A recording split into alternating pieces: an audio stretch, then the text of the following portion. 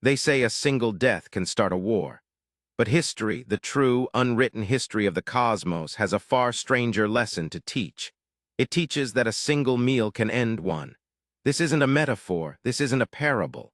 This is the brutal truth of how a galactic war, a conflict that had consumed 1 trillion souls and burned 1,000 worlds, was not ended by a superweapon, a grand armada, or a heroic last stand. It was ended by a chef, by a single plate of food. And the story of that dish holds the most vital secret to unlocking your own hidden power. The power that is born not from your strengths, but from the very things you have been taught to identify as your weaknesses. We are going to dissect the story of the chef's recipe, a single dish that ended a galactic war. We will unpack the fatal assumption made by a seemingly invincible alien empire, and how human ingenuity, born from our own biological chaos, turned the tables on a foe that saw us as nothing more than vermin. This is the story of how our perceived greatest weakness became our most profound and unstoppable weapon. And by the end, you will understand that the same principle applies to you. The parts of yourself you try to hide, the messy, complicated, and imperfect aspects of your own humanity, are not liabilities. They are the raw ingredients of your ultimate strength. The spark is not in your perfection, it is in your complexity. To understand the recipe, you must first understand the enemy. They were called the K'tharr Imperium, and they were, by every conceivable metric, perfect. Their civilization was ancient, their technology was godlike, and their biology was the result of 1,000,000 years of ruthless, self-imposed genetic purification. The K'tharr were a monolith. Every individual was a flawless specimen, their DNA a clean, elegant code, stripped of all redundancies, all mutations, all vestiges of chaotic evolution.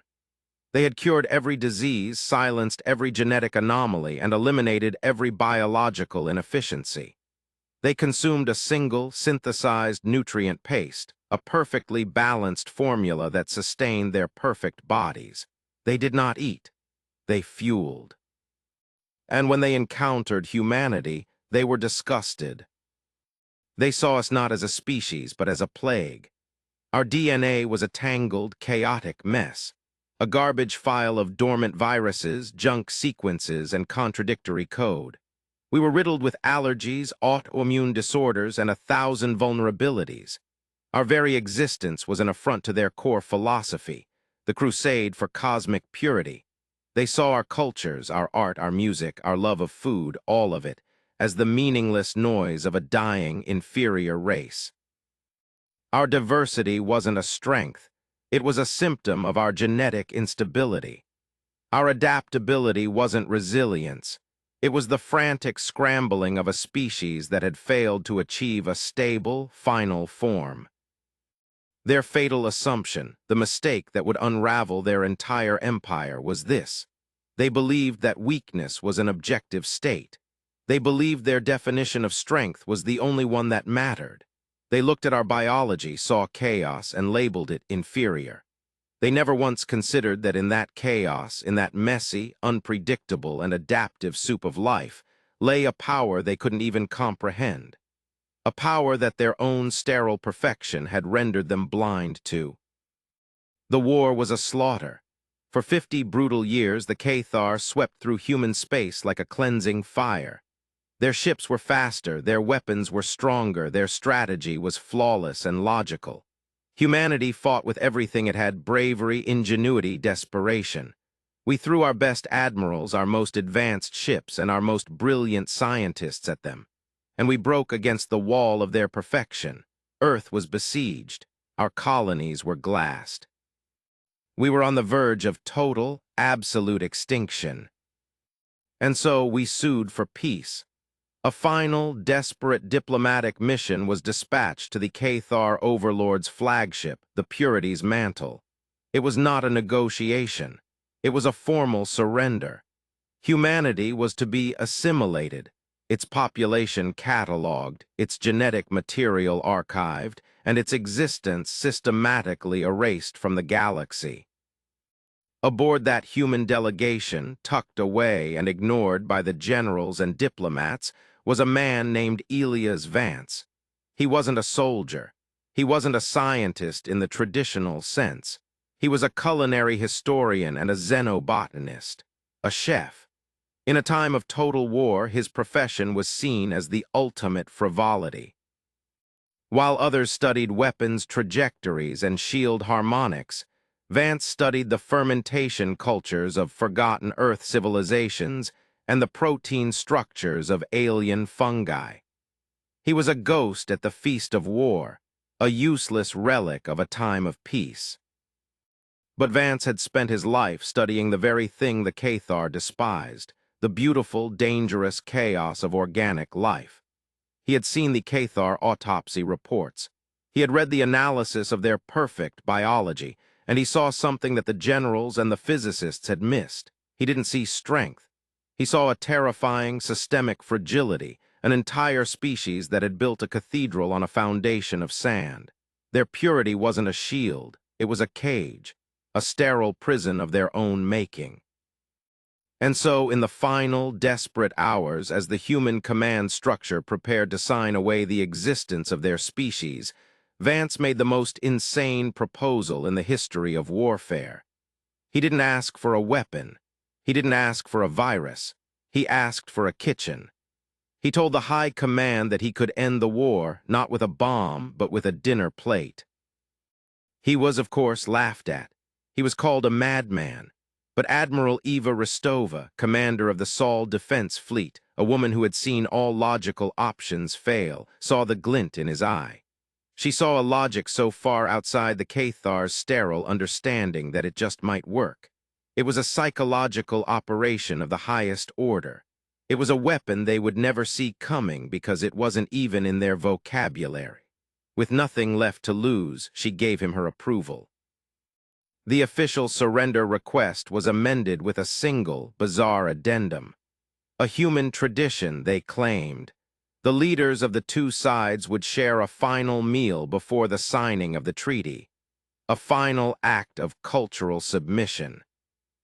The K'tharr agreed. It was, to them, the ultimate proof of human frivolity, the final, pathetic gasp of a dying culture. They prepared for a meal.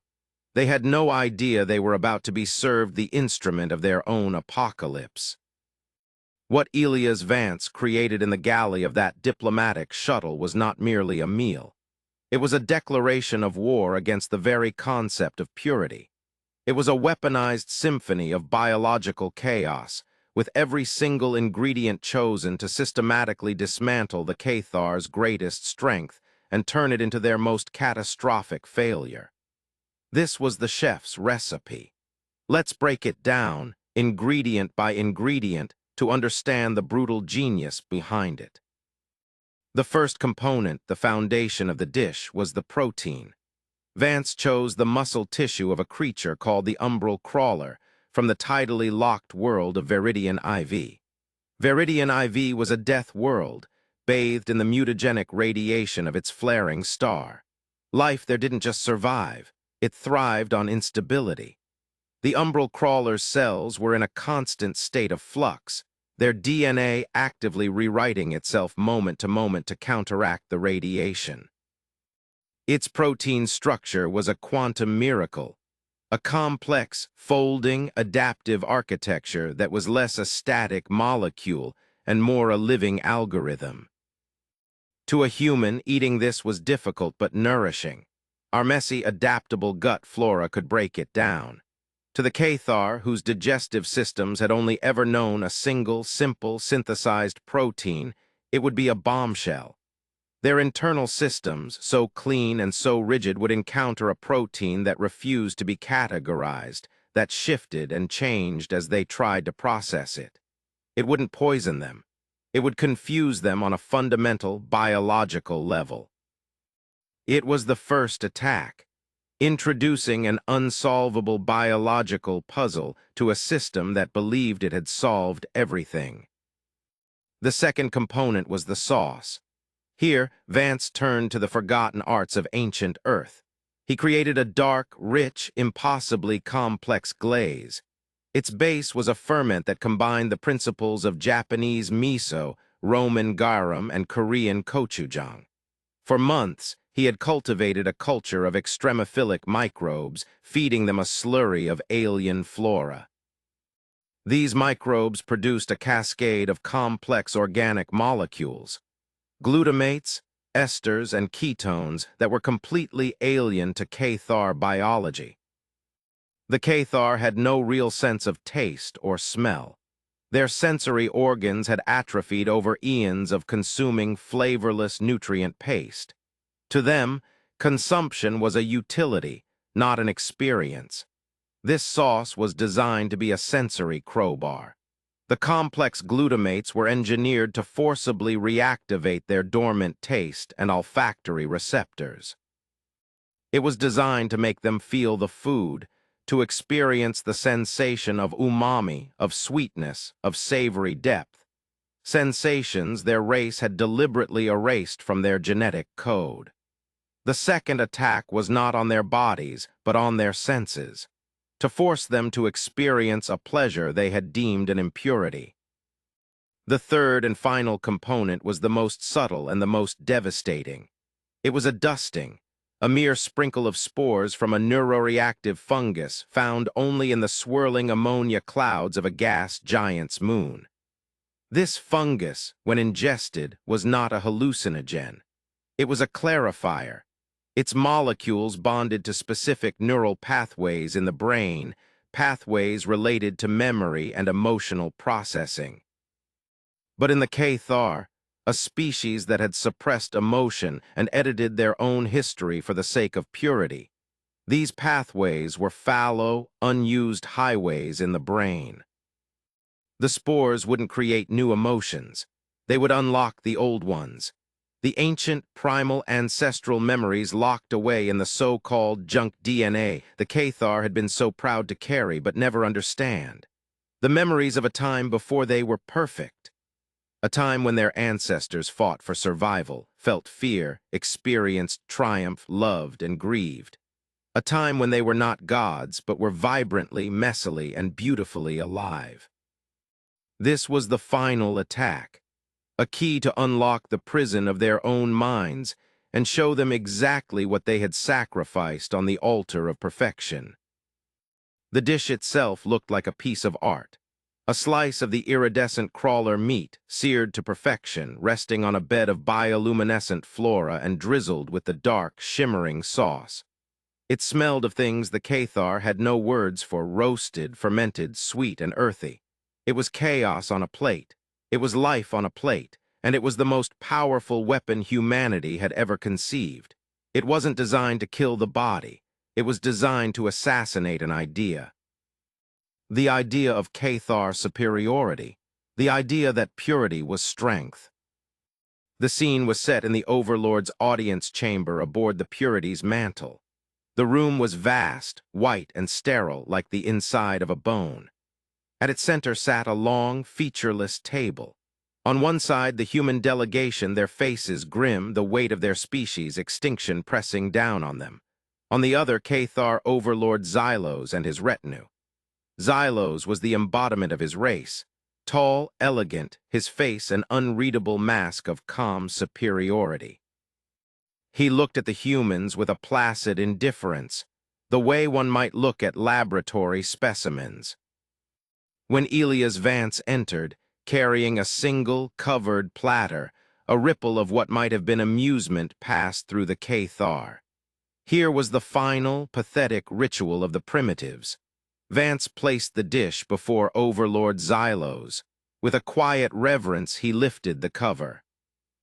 The air, so sterile and recycled, was instantly filled with a complex alien aroma. The K'tharr visibly recoiled. Their olfactory sensors, vestigial as they were overwhelmed by the sheer volume of information. It was offensive. It was chaotic. It was unclean. Xylos looked at the plate. He saw the shimmering, iridescent meat, the dark, viscous sauce, the glowing, alien plants. It was the most disgusting thing he had ever seen. He looked at Vance, then at the human delegation. His gaze was filled with a mixture of contempt and condescending pity. To humor these creatures in their final moments, he would indulge them.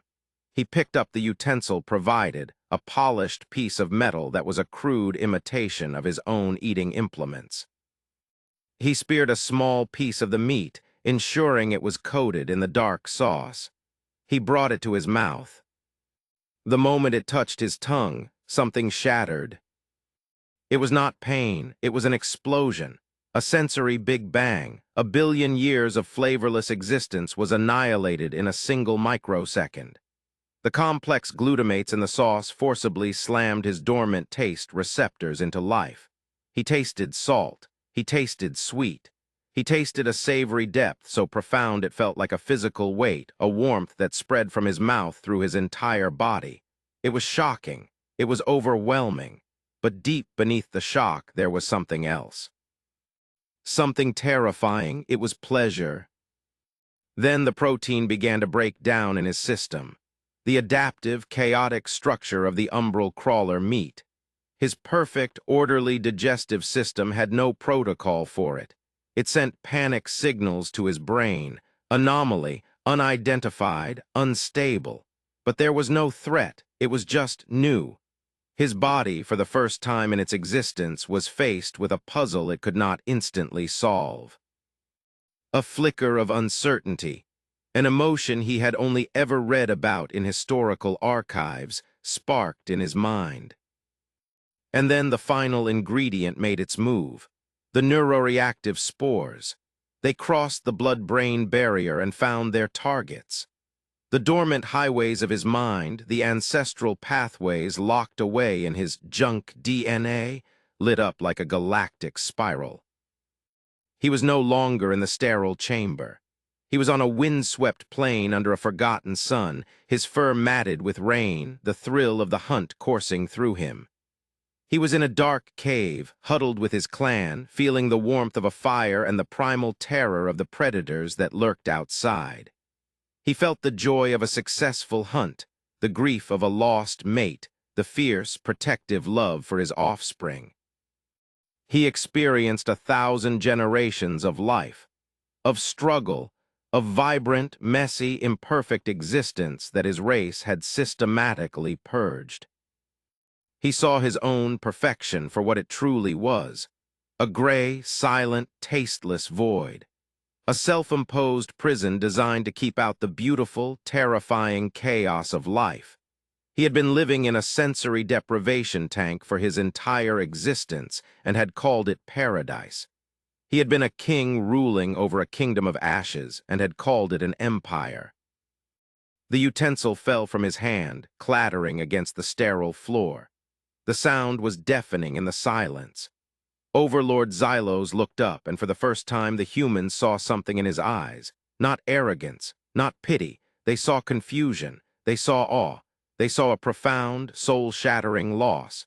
He had just been given a glimpse of a universe of sensation he never knew existed, and in that same instant he understood that he and his entire race had willingly chosen to abandon it for a lie. He did not speak. He simply stood up, turned his back on the surrender treaty, and walked out of the chamber. His retinue, stunned and confused, followed him. The human delegation sat in stunned silence. An hour later, the order was broadcast across all K'tharr military channels, signed by Xylos himself.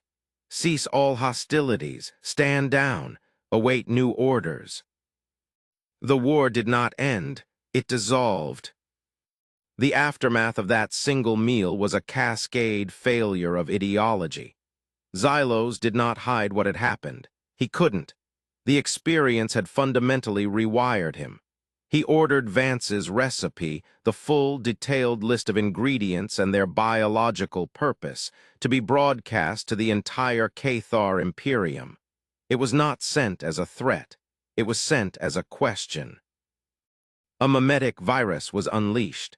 A civil war of philosophy erupted across their empire. It was not fought with ships and weapons, but with ideas and sensations. K'tharr commanders, scientists, and common citizens began secretly replicating the recipe, driven by a terrible, irresistible curiosity. and every single one who tasted it was changed. Everyone who experienced that explosion of life could no longer fight for the cause of sterile purity. They could not unknow what they now knew. They could not untaste what they had tasted. Their entire motivation for conquest, the grand crusade that had fueled them for millennia, was revealed to be a hollow, meaningless pursuit. An empire built on the foundation of genetic superiority could not survive the revelation that their superiority was, in fact, an impoverished state of being. The K'tharr did not surrender to humanity. They surrendered to the truth. The war was over because its reason for being had ceased to exist. Humanity was saved not by fighting harder, but by revealing a deeper truth about the nature of life itself. So what is the lesson here? What is the brutal, empowering truth buried in this story? It is this: you have been lied to. You have been told by society, by others, perhaps even by yourself, that your weaknesses are something to be ashamed of. That your quirks, your messy emotions, your chaotic past, your unconventional interests, that these are flaws to be hidden, liabilities to be managed. You've been told to strive for a kind of perfection, a clean, orderly, predictable version of yourself that fits neatly into a box. That is the K'tharr philosophy, and it is a lie. The chef's recipe is a testament to the power of imperfection. Humanity won not by becoming more like the K'tharr, but by embracing the very essence of what made us human. Our messy genetics, our complex emotions, our love for sensory experience, our chaotic and adaptable nature. The things the K'tharr labeled as our weakness were the very source of our salvation. Our chaos was a weapon their order could not defend against. Now look at yourself. Look at the parts of you that you have tried to suppress, the anxieties you believe make you weak, the strange hobbies you think make you weird, the emotional scars from your past that you believe are defects, the passions that don't fit into a practical, logical plan for life. You have been taught to see these things as ingredients to be thrown away. The brutal truth is, they are the core components of your own unique recipe. Your anxiety is not a weakness. It is the sign of a mind that is capable of perceiving threats and possibilities that others miss. It is a powerful engine for preparation and analysis if you learn to harness it instead of being consumed by it. Your emotional scars are not defects. They are the proof of your resilience. They are the toughened tissue that shows you have faced battle and survived. They grant you an empathy and understanding that those who have never been broken cannot comprehend. Your strange, useless passions are not a waste of time. They are the xenobotanist's lab where you cultivate unique skills and perspectives. They are the source of your creativity, your ingenuity, the very thing that will allow you to see a solution where everyone else sees a dead end. Stop trying to become a sterile, K'tharr version of yourself. Stop trying to purge your own impurities. Your power does not lie in achieving some bland, generic state of perfection. It lies in the complex, potent, and sometimes contradictory symphony of who you are. It lies in taking all of your ingredients, the bright and the dark, the sweet and the bitter, the smooth and the jagged, and learning how to combine them into a recipe that is uniquely, unstoppably you. The chef did not defeat an empire by creating a poison. He defeated it by creating a dish so full of life, it reminded a dead empire what it meant to be alive. Your task is the same. The wars in your life, your struggles with self-doubt, with fear, with finding your purpose, will not be won by cutting parts of yourself away. They will be won by integrating them, by accepting your chaos, by embracing your complexity. So I ask you, what is your recipe? What are the ingredients you have been taught to be ashamed of? It is time to stop hiding them. It is time to bring them into the light, to understand their power, and to start combining them into the masterpiece you were meant to be. The spark is within you. It is not in your imagined perfection. It is in your magnificent, human, beautiful chaos. Unleash it.